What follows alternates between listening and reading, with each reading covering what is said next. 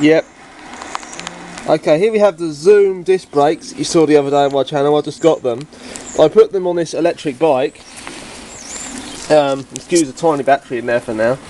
It's supposed to be filled with batteries in here. This is just to get it up the hill. But this thing does top speed of about 40 miles an hour with this motor on it.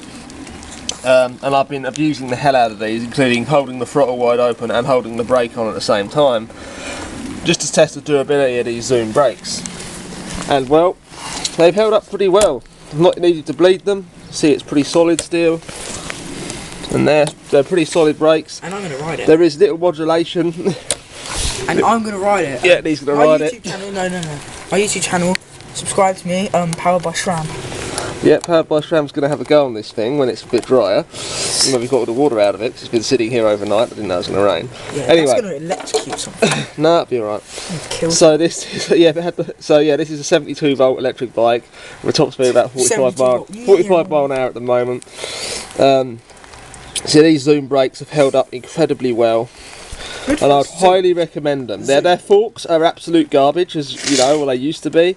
Yeah. I'm not sure about now. I've not tried those new downhill forks I've ordered yet. We will be trying them. Maybe listen to me. So maybe they used hydraulic oil in their forks, but then when they made oil, they made brakes with the same material oil. Maybe that actually worked. Possibly. I don't think shit, let's do this.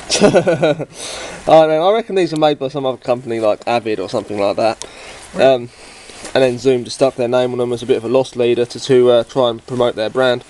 But they are really good for the price. So for £30 you get the brakes, the brakes themselves, but no discs. You get all the adapters and all that stuff though. So yeah, they're not a bad buy. The only competition these have is the Clark's M2, which are massively inferior in comparison to these. The modulation on both of those is a little bit lacking, but you pretty much get used to it. You can control the modulation quite well. There's not much movement in the lever between the bite point.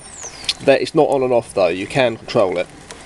So they are actually pretty decent brakes.